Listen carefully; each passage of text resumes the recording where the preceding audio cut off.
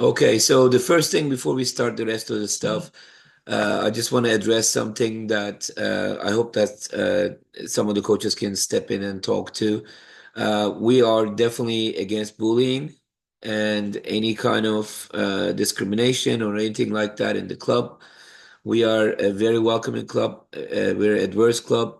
We are welcoming everyone from every background.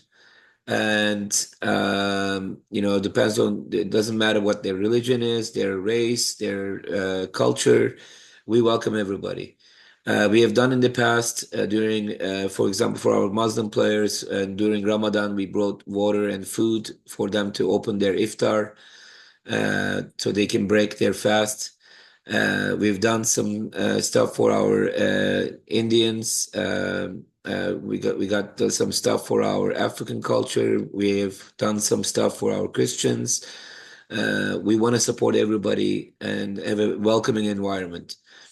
To be able to do this welcoming environment, there are a couple of things that we also want to do. For example, we do not want to allow any kind of discussion about politics or religion. Obviously, we respect your religion. You can talk about and be proud of what you do. We highly encourage that.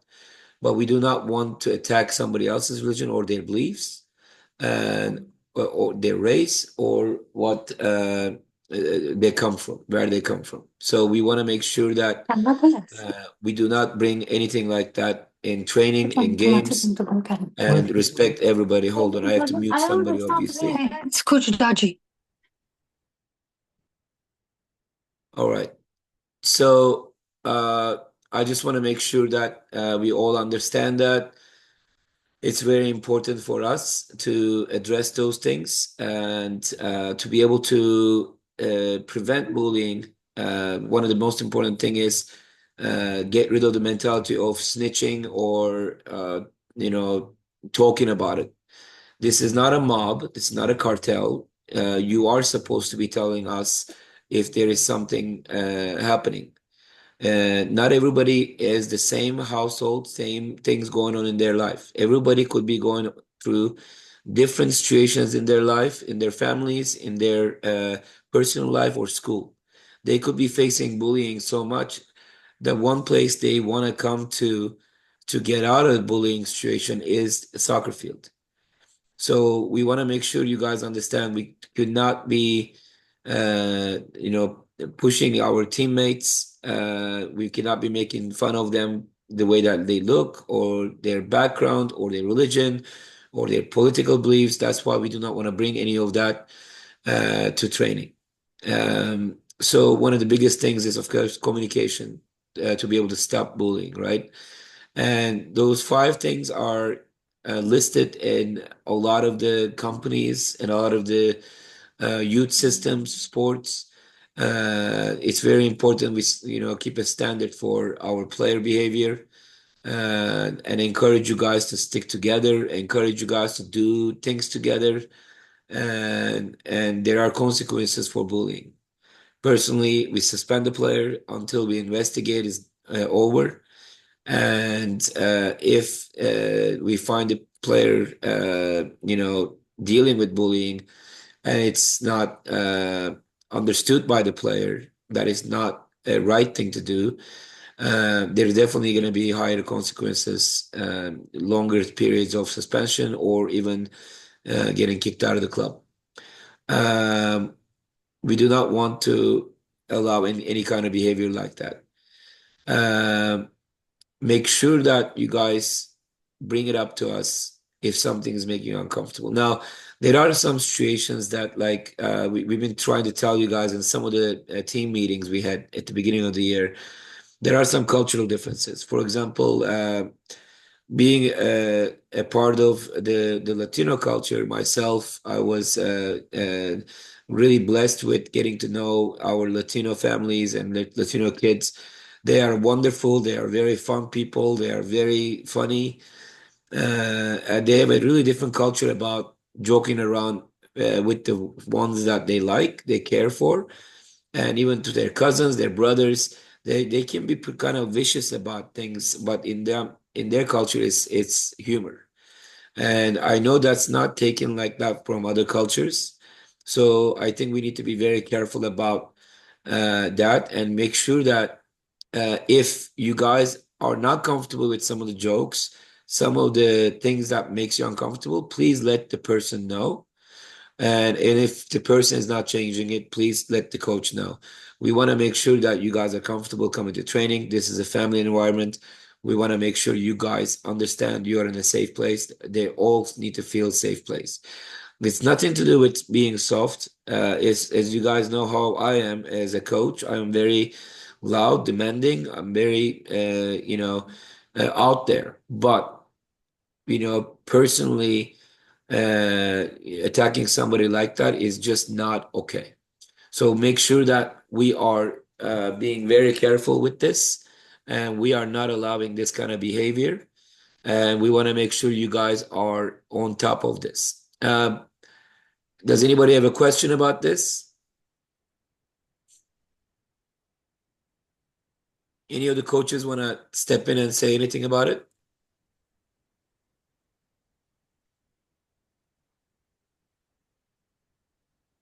Coach Jeff here. I will just say that part of these kids growing up to be young adults and speak up for themselves, they do need to learn to communicate with their coaches and other teammates as well. So it might not be hard, it might not be easy to do at their ages. And parents, please communicate directly with your coaches if you're hearing things outside the soccer field from home. Please reach out to Dodgy, reach out to the coaches of the teams so that we know what your kids, your players are struggling with or dealing with. We do not want to have bullying on the field. We want them to be safe. We want them to enjoy the sport of soccer. When they are here, we are a family. So again, just communication is very, very big.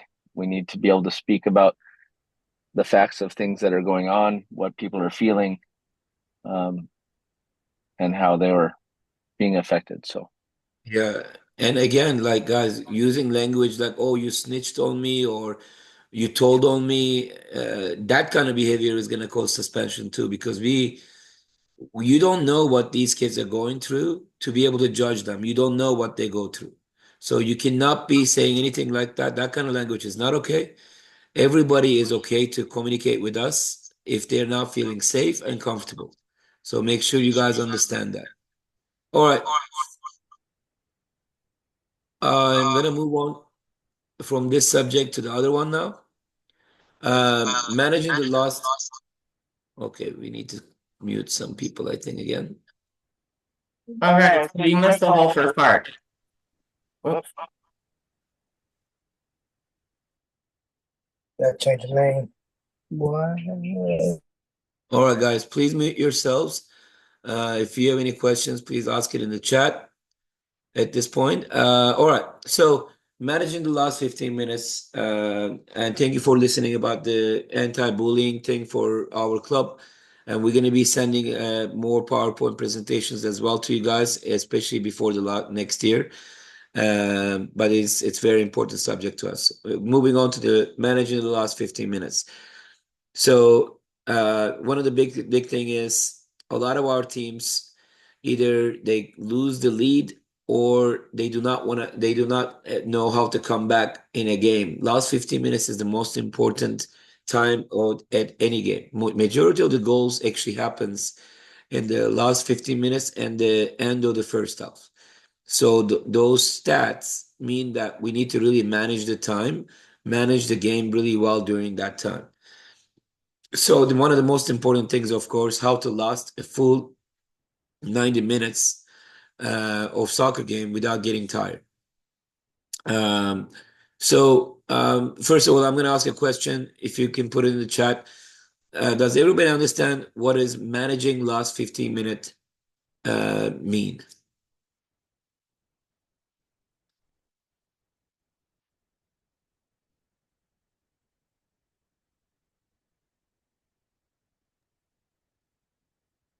it's okay to speak up to say that you do not understand it. Yeah, for sure. That's why we're here. We're here to learn.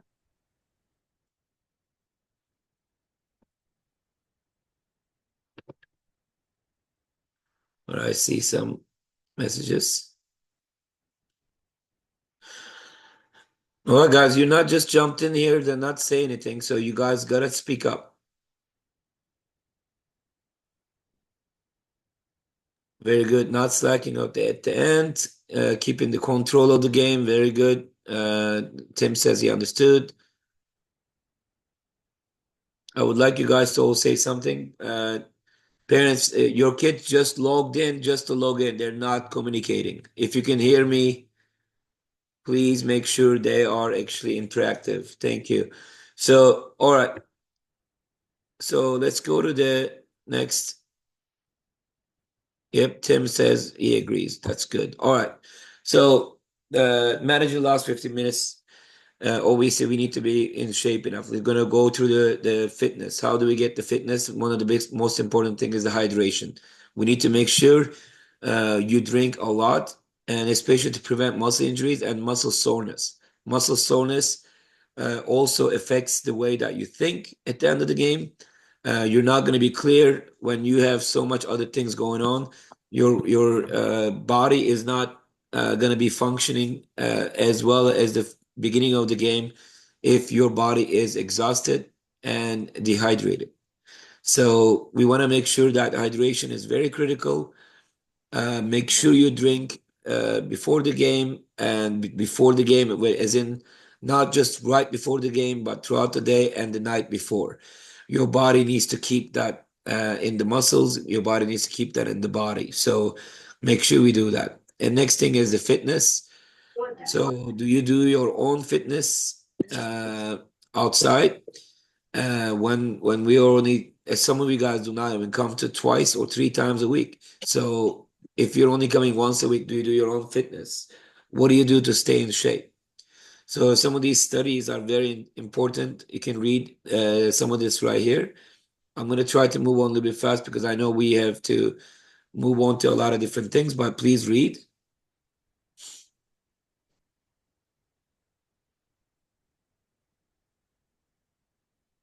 The next thing is a suggestion to stay in shape. This is one of the sports science people I know send me this. They're recommending just to stay in shape and get your speed up and also make sure your body is fresh and able to run. They're suggesting these exercises. If you guys want to try this, you're welcome to do it. This is not just about soccer, this is all sports. We do this kind of stuff like Ronaldo kind of stuff before.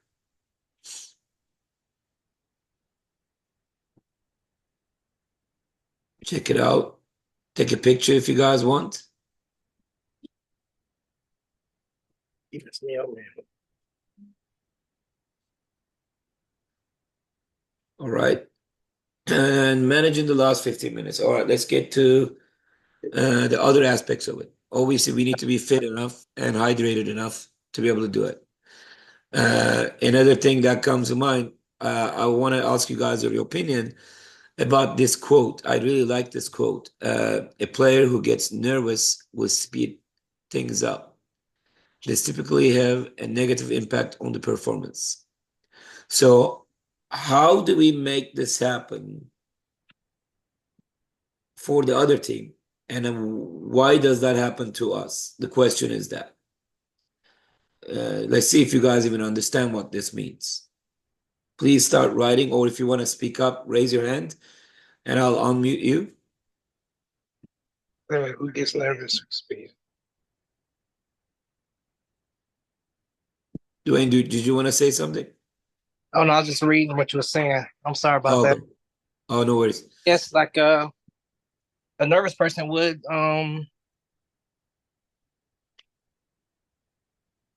their reaction time or whatever, they'll just, their nerves will get the best of them. They'll just make mistakes and make They other will. have to, try to fix their mistakes or whatever. Mhm. So let's see what the players are saying real quick. like what Putting Xander pressure on the said. other Xander, Yep. well done. Xander said Putting pressure on pressure the other team, very good. makes them nervous. Yep. Ahmed says just I agree. Okay, that I don't know. Oh, you mean you agree with Xander? I'm guessing. Okay.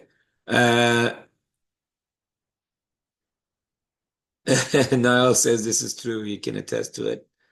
Overthinking. Somebody said, I think that's David.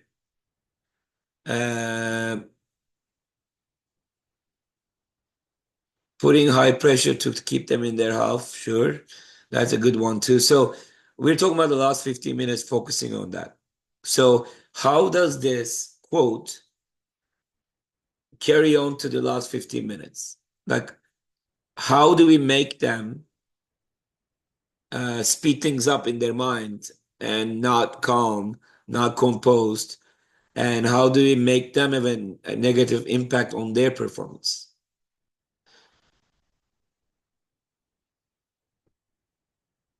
So let's ask the question like this. All right, let's go to the next one real quick. All right. So let's read this real quick. I'm going to ask the question in a bit.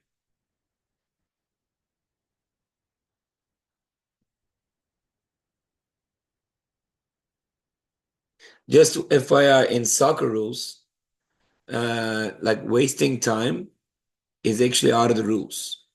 So as much as the rules, like the referee allows it, you can do it, but you're not really supposed to. So you need to be very smart about how to manage that.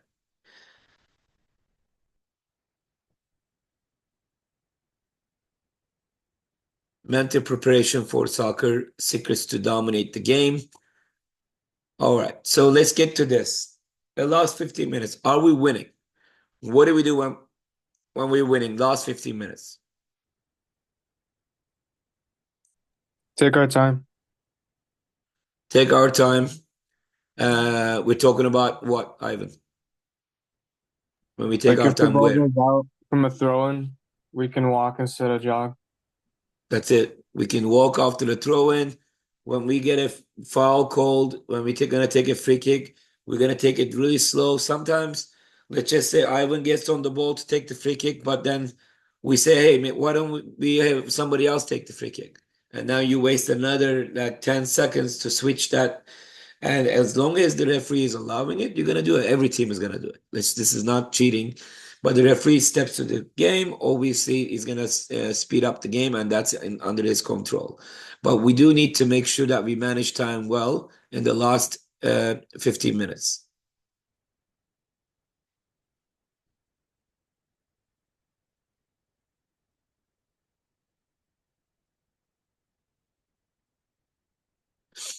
Keep possession. Very good, guys. So if you're winning, let's keep the possession of the ball. But what if we are under pressure? And if it seemed like if we're playing in the back and we are receiving 6, 7 people pressing us, and we're losing the ball and they're getting chances. So what do we do then? Keeping the ball is the number one thing. If we can keep the ball, that's the number one. What else can we do? We're winning. Clear to space long behind their defense or even out. So we need to make sure Not for corners. we can clear the ball to wide lanes over defense. Make sure they're going to be in a position that the defenders on the other team, if you're not getting that long ball, they are running back towards their goal to get that ball.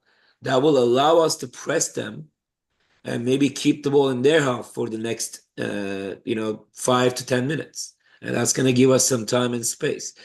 But a lot of times when you want to, because you're receiving pressure, when you kick the ball and it goes straight to the other team's center mid or their players in the middle, immediately they're coming up with a second attack, third attack, fourth attack. So if we cannot possess the ball, it is okay to release the ball with a high ball, but make sure it goes behind the defensive line over in the wide, so it doesn't go straight to goalie. It goes wide. That allows you to press them and at least do that. Number one, keep possession. Number two, put the ball into space. Behind defense is the key word. So if you don't have the legs for it, you're not ready to play managing like a college level soccer or further professional soccer. You're going to be able to know that you need the leg to be able to put that ball behind the defense when you need to. Put the ball in the corner. Also, dribble to the corner, right? A strong player.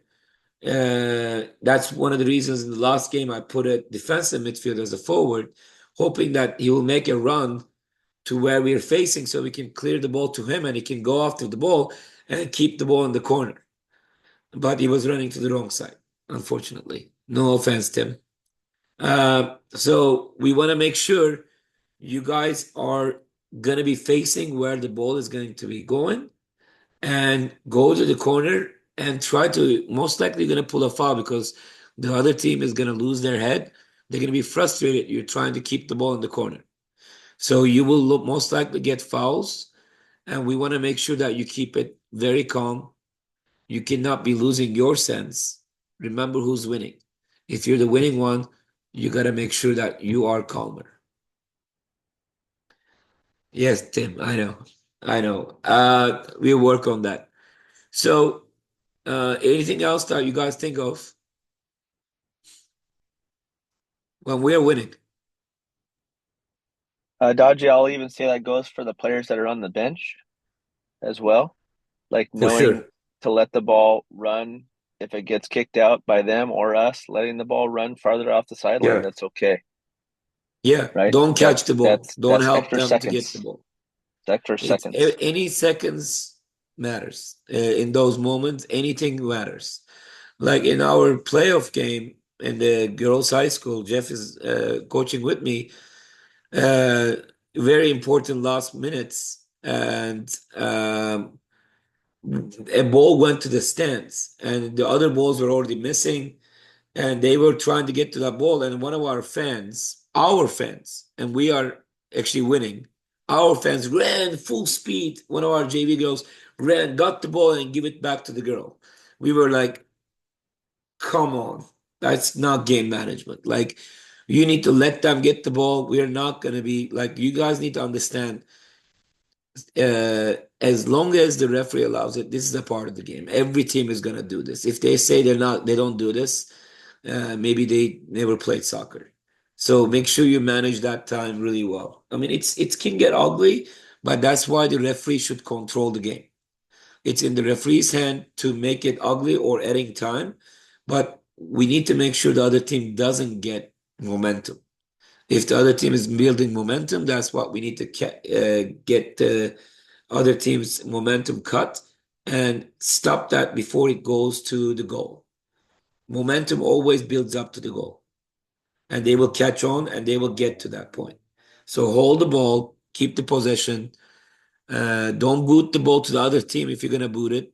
Make sure if you're going to be clearing the ball, it goes behind and over defense. All right. What about if we're losing?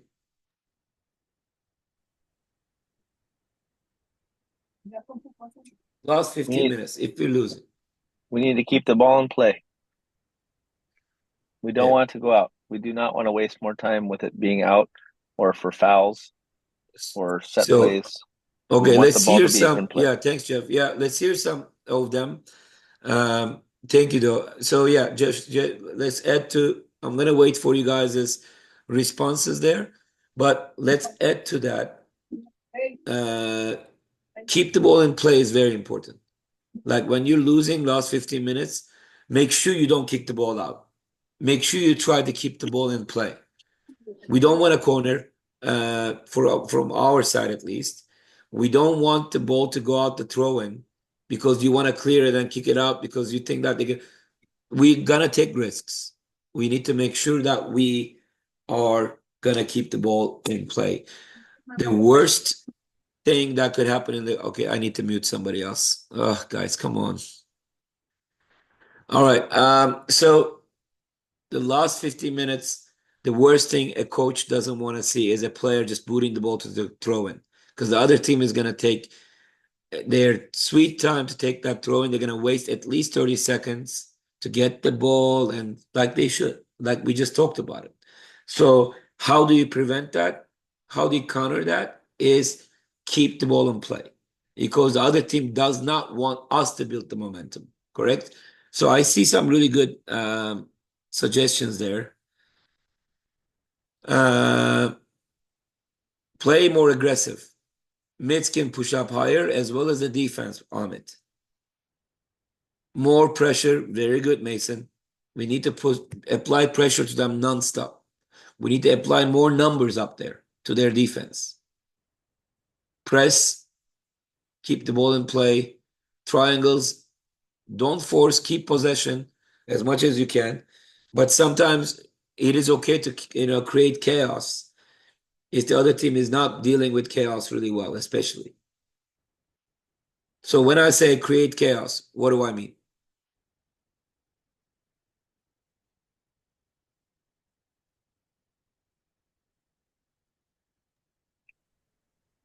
Most pressure that we can put on them, putting the ball behind them, keeping the ball in play. Keeping the ball behind them wide. Nothing slowing down. And press them at that area.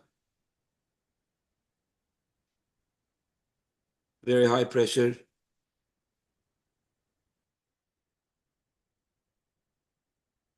Who said that?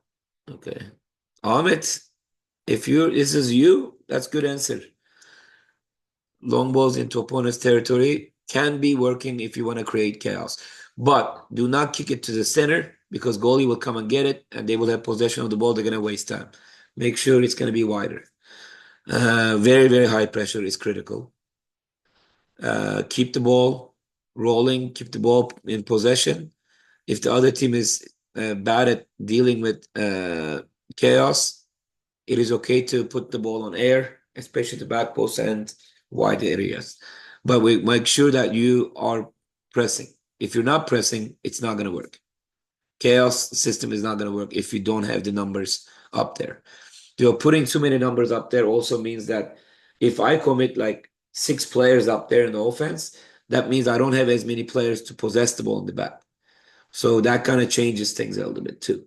Okay, if you want to possess the ball, we're going to be composed, and then we're going to possess the ball and attack in the last 15 minutes, or we're going to put more numbers up there and keep the pressure on them by doing more direct style. What else do we not want to do when we're losing the game last 15 minutes?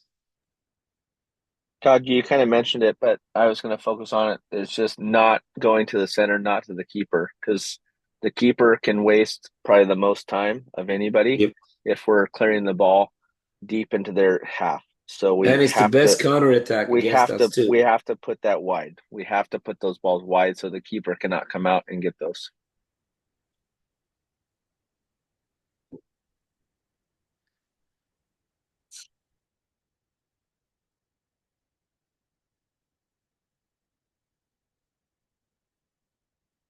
Very good. Brad said, always want to keep the fastest person as the last man in case we lose the ball or the possession, right? So we want to make sure, if they do a counterattack on us, we keep a fast player that is a last man. Do not keep a last man as a slower player because that will be the game over.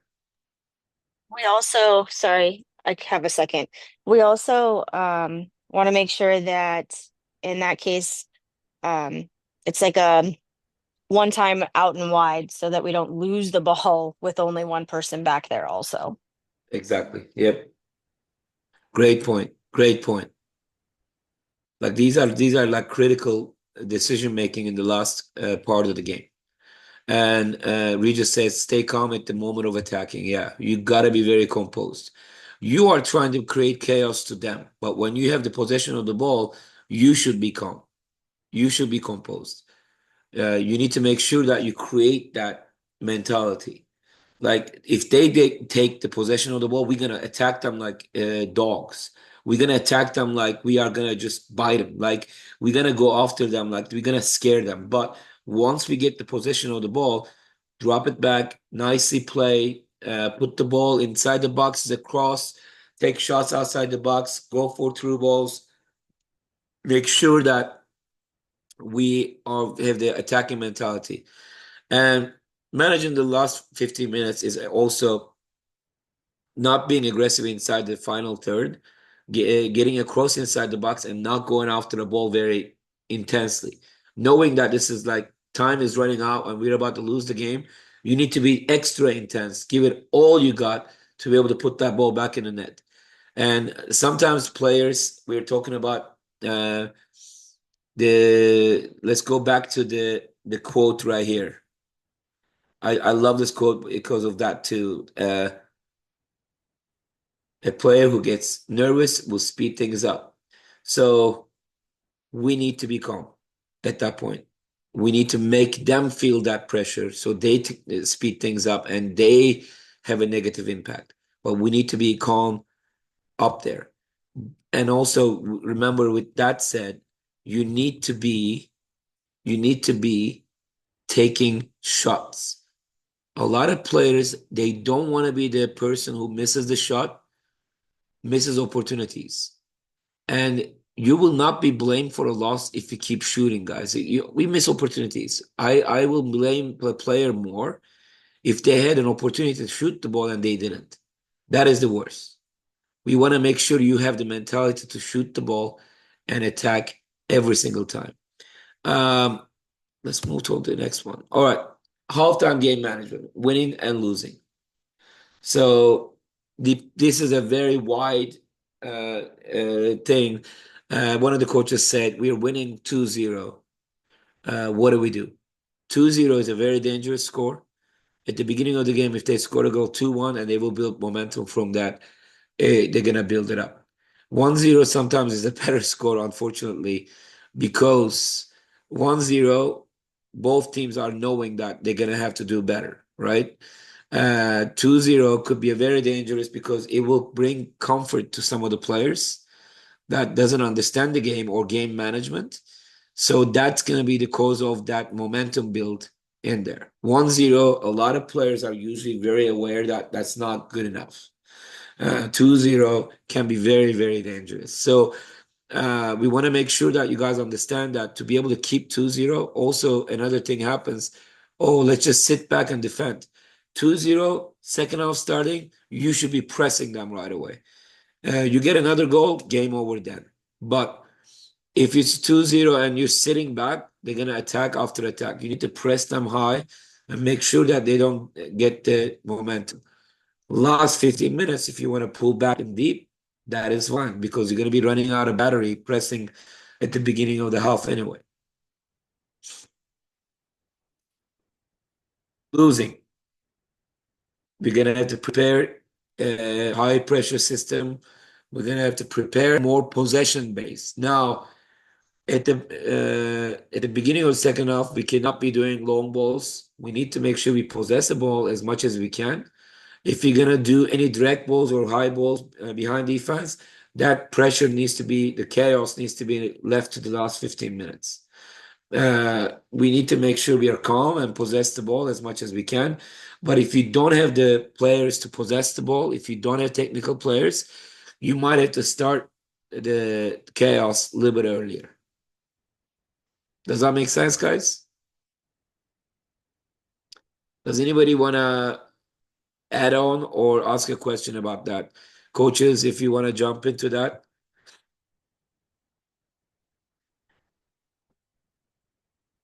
In my career, by the way, I came back from 3-0 losses so many times. My biggest comeback was 4-1. We ended up winning a game 6-4. And in my semi-professional indoor career, we did the biggest comeback. We were losing 8-1 first half against Vinci.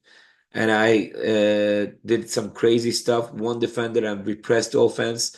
And we made a comeback. We tied it 8-8, and last minute they scored a goal. We lost 9-8. So it's not really a comeback, but it was a great mentality to come back from 8-1 to 8-8. That was amazing.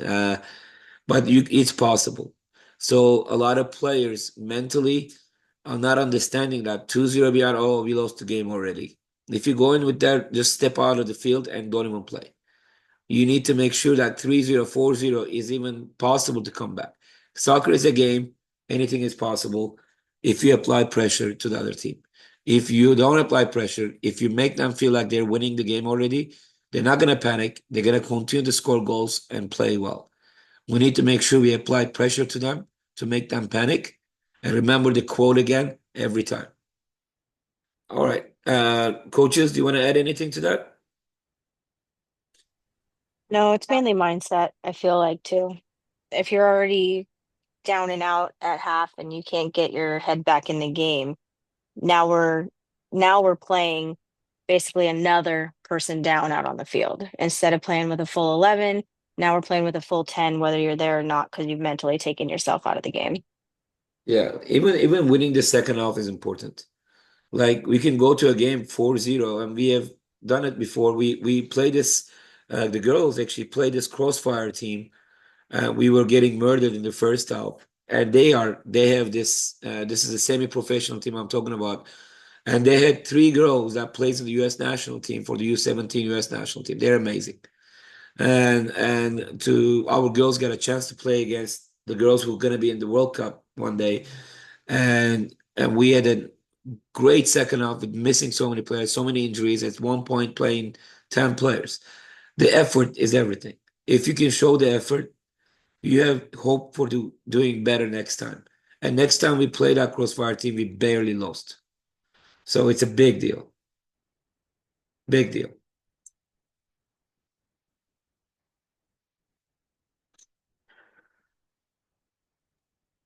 Yeah, if winning, I agree. Mindset's the same, whether you're losing or winning. Like you said, if you're up 2-0 at half, you think you have the game already handled. You're not going to lose.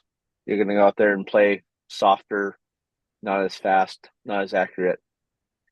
It's the same as if you're already down 2-0 or 3-2 or 3-1. You have to have a mindset to say, am I winning? I'm going to continue to play hard so I win. Or if exactly. I'm losing, I'm going to fight harder because I can still win this game. If I put pressure on them, I'm going to make them nervous and I can still win this game. That's the key. Can you make them nervous? Can you make them panic? How do you do that? That's the key. All right. That's the end of that, guys. Do you have any questions? Regis, they're asking about your if winning, get a yellow. Do you want to open that up?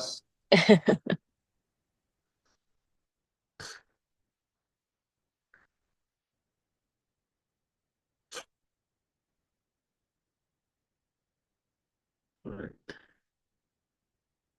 Yeah, all the kids are curious about it. Regis. Well, the little shouldn't strive to get a yellow, but if you're getting a yellow, that means you're taking risks. You're normally trying to, I don't know, keep it all out on the field. Or the Yeah, objective is to make sure that you do not foul anywhere near a box or where someone can get a shot. That's where I feel like playing smart and keeping that yeah. possession is key. Especially Because in if last you, minutes, just being over aggressive up away from our goal. If you're so aggressive, you got a card, that's okay. Nothing dirty though, guys. Nothing dirty. But having a yellow card, actually, to be honest, if you're like you're a forward, last 5 minutes, and I don't want to encourage this behavior. That's why, Regis, I don't want to answer this. But let's just say this, it's everybody without riled up. opening this up so much, this puts me in a hard spot. So a yellow card, getting a yellow card, with the argument with the referee and why I get the yellow card, the other players are arguing about why this and why that. That gives another minute of argument. Let's just say that. So it just takes another minute out of it. And it's a minute that the referee will not add because it's not injury time. It's in gameplay. So it's the referee's call how quickly he's going to restart the game at that point. Yeah, Regis, you put me in a hard spot, man. All right. Anything else, guys? Any other questions you have? Anything about this? I thought this is not a big learning thing in the board, but I think it's very important to kind of get your mentality correct about managing the last 15 minutes. You need to make sure that you understand it again, like key things we talked about. If you are losing in the last 15 minutes, you want the ball in play. Do not let it go out to throw in. Do not let it go out the goal kick. We want to make sure it's in the play as long as it can to apply pressure to the other team and make them panic. If you do end up kicking the ball out to a throw in, though, if you guys can see the field, it'll be good to throw it, get the ball all the way here. Why? Because we can press all the way there and steal the ball and lock them in their half in their final third, and at least that. But I still do not want the ball to necessarily go out. But if you're gonna kick it out, don't kick it out around here. They're gonna waste time here and throw in after throw in. But if it's here, we can lock them in, and then we can attack and attack constantly. And we do that actually tactically too. So we want to make sure that you guys understand that part. And if you are winning, you just need to take your time. We just need to make sure that everything we kind of talked about in detail, you just need to make sure that you don't get the ball quick. You want to waste as much time as possible. Ball goes out, don't get it for them. Make sure they get it. Don't send your bench players or other players to go get the balls in the behind the goal. Let them do it. Okay, let them do it. So in professional teams, even sometimes the ball boys disappear, or they're like, "Oh, I don't have a ball." Like it's a home field advantage. Unfortunately, as long as the referee allows it, they do that. Even in professional sports, it's not proper, it's not nice, but it's in the control of the referee. All right. Any questions, guys? All right, guys, that's it. Thanks for joining. I will be putting this later. Thanks again.